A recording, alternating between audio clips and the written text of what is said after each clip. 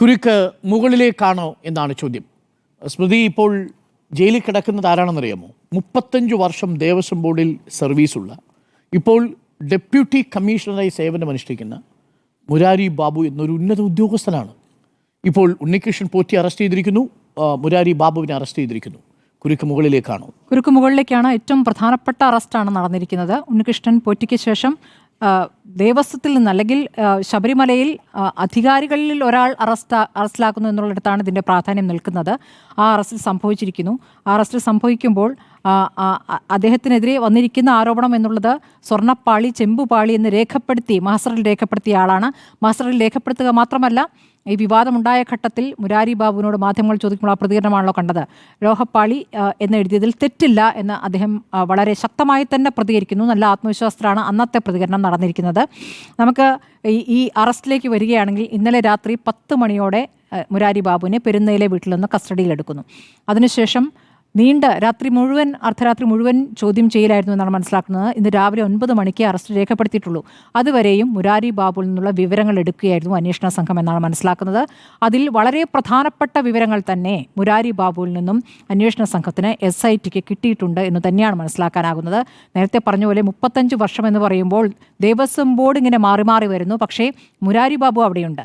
മുരാരി ബാബു അവിടെ ദേവസ്വം ഗാർഡായി വന്ന ശേഷം ഇപ്പോൾ ഏറ്റവും മുകളിലെ പൊസിഷനിലേക്ക് എത്തുമ്പോൾ അവിടുത്തെ ഒരു താപ്പാന എന്ന രൂപത്തിൽ പ്രവർത്തിക്കുന്ന ആളാണ്. അതായത് ദേവസ്വം ബോർഡുകൾക്ക് മുകളിൽ, ദേവസ്വം ബോർഡുകളെ തന്നെ നിയന്ത്രിക്കുന്ന രൂപത്തിൽ, അല്ലെങ്കിൽ ദേവസ്വം ബോർഡുകൾക്ക് ചില നിർദ്ദേശങ്ങൾ നൽകുന്ന, അവിടെ കാലങ്ങളായുള്ള വർഷങ്ങളായി ഞാൻ അവിടെ ഉണ്ടല്ലോ എന്ന രൂപത്തിൽ പ്രവർത്തിക്കുന്ന ഒരാളായിട്ടാണ് മുരാരി ബാബു എന്നാണ് മനസ്സിലാക്കാനാകുന്നത്.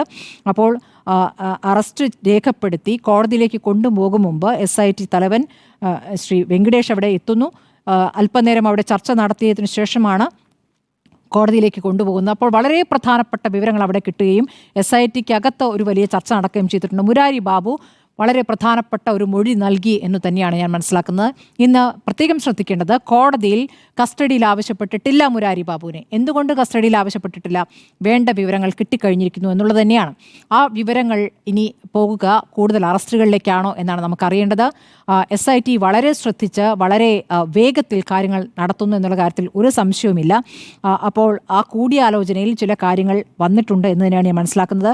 നമുക്കറിയാം, ഈ അന്വേഷണ റിപ്പോർട്ട് പുറത്തേക്ക് വിടരുത് എന്ന് കോടതി കൃത്യമായി പറഞ്ഞിട്ടുണ്ട്. അന്വേഷണവുമായി ബന്ധപ്പെട്ട വിവരങ്ങൾ കോടതിയിൽ രഹസ്യമായി വെച്ചിരിക്കുന്ന രേഖയാണ്.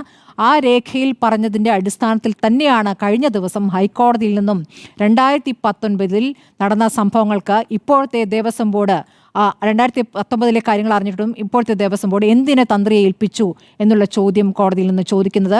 അപ്പോൾ കോടതിയുടെ പരാമർശം രേഖകളിൽ നിന്ന് നീക്കണമെന്നൊരാവശ്യമായി പ്രശാന്ത് കോടതിയിലേക്ക് പോകുമെന്നൊക്കെ പറഞ്ഞിട്ടുണ്ട് ഇപ്പോഴത്തെ ദേവസ്വം ബോർഡ് പ്രസിഡന്റ്. പക്ഷേ അങ്ങനെ പറയുമ്പോഴും വെറുതെ കോടതി ഒരു കാര്യം പറയില്ല. കോടതിക്ക് കൃത്യമായ ചില തെളിവുകളുടെ അടിസ്ഥാനത്തിലാണ്. അപ്പോൾ അവിടെ എത്തിയിരിക്കുന്ന റിപ്പോർട്ട് എന്ത് എന്നതും പ്രധാനമാണ്. 2019 മുതൽ 2025 വരെയുള്ള കാര്യങ്ങളാണല്ലോ കോടതി പരിശോധിക്കുന്നത്.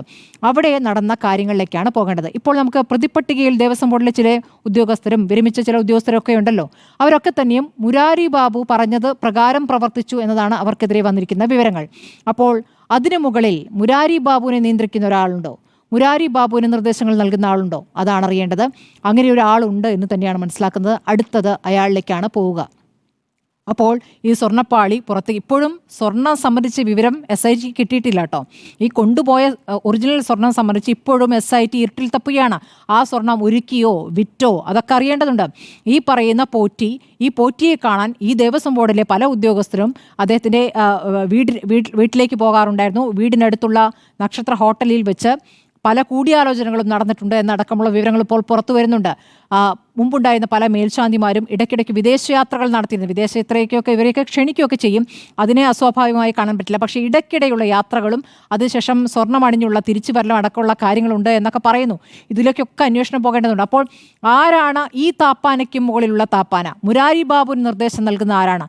അതാണ് അറിയേണ്ടത്. അത് ഇപ്പോൾ SITക്ക് ആ വിവരം കിട്ടിയെന്ന് വേണം മനസ്സിലാക്കാം. അതുകൊണ്ട് മുരാരി ബാബുവിൽ നിന്ന് തൽക്കാലം ഇനി പുതിയ വിവരങ്ങളൊന്നും കിട്ടേണ്ടതില്ല. അതുകൊണ്ടാണ് മുരാരി ബാബുവിനെ കസ്റ്റഡിയിൽ വാങ്ങാത്തത് എന്നുള്ളതാണ് ഏറ്റവും പ്രധാനപ്പെട്ട കാര്യം. അതേസമയം നേരത്തെ നമുക്കറിയാം, പോറ്റിയെ കസ്റ്റഡിയിൽ കോടതി വിട്ടുകൊടുക്കുന്നുണ്ട്. 14 ദിവസത്തേക്കാണ് അന്ന് കൊടുത്തത്. അപ്പോൾ പോറ്റിയെ കൊടുക്കുന്നതിനും അത്രയും വേഗം തന്നെ കൊടുക്കുന്നതിനും കാര്യങ്ങളുണ്ടായിരുന്നു. കാരണം പോറ്റിയിൽ നിന്ന് ഒരുപാട് കാര്യങ്ങൾ അറിയാനുണ്ടായിരുന്നു. അതും അറിഞ്ഞിരിക്കുന്നു. പോറ്റിയും മുരാരി ബാബുവും ഇരുന്നുള്ള ചോദ്യം ചെയ്യലും കഴിഞ്ഞിരിക്കുന്നു എന്നാണ് മനസ്സിലാക്കാൻ. ഏതായാലും നിലവിൽ ഇനി വിളിപ്പിക്കുമ്പോൾ വന്നാൽ മതി എന്നുള്ളതാണ്, ഇനി വീണ്ടപ്പോൾ വിളിപ്പിച്ചാൽ മതി എന്നുള്ളതാണ്. അല്ല, നിലവിൽ ഇപ്പോൾ കസ്റ്റഡി ആവശ്യമില്ല എന്നുള്ളതാണ്. ഇപ്പോൾ ജയിലിലേക്കാണല്ലോ മാറ്റിയിരിക്കുന്നത്.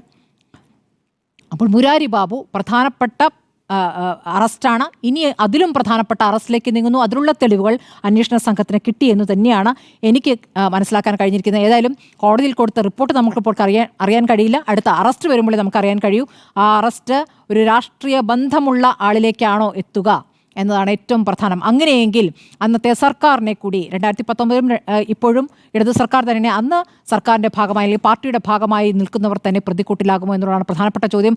അങ്ങനെ വരുമ്പോൾ അന്നത്തെ മന്ത്രിയും ദേവസ്വം മന്ത്രിയും പ്രതിക്കൂട്ടിലാകുമെന്നുള്ള കാര്യത്തിൽ തർക്കമില്ല.